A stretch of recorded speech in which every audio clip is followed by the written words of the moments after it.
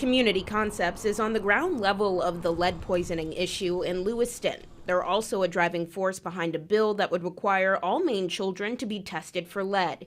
CEO Sean Yardley says the endorsement from the Health and Human Services Committee is huge. The idea of being able to identify children as early as we can that may have been exposed to lead gives us a chance to stop any further harm to those children.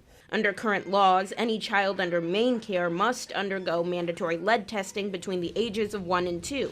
The proposed bill would require a universal blood test for every 1 and 2-year-old living in the state. Lead doesn't know income. It is where it is, and people, if they don't know it's there, their children are being exposed. So Community Concepts estimates that about 90% of the housing stock here in downtown Lewiston has been impacted by lead. But the problem is lead extends far beyond the paint in someone's house. And what's happened up until now, the screening may be where do you live, but where you live doesn't necessarily mean where you frequent. If you go to grandma's house, if you go to a child care center, now hopefully the child care centers have been tested, but if it's a private home, how would you know? Yardley says knowing that lead exposure is preventable makes seeing the effects in children all the more devastating.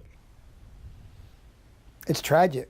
It's tragic to see a small child that is not developing normally simply because they were exposed to this poison. Yardley says the endorsement is a step in the right direction, but there's still more work to be done. The next step in this process is to have the legislature endorse that will be raised through an additional fee on all paint sold in Maine. And I think the other piece is to help support doctors' offices to be able to do this efficiently and effectively. In Lewiston, Cameron O'Brien, News Center, Maine.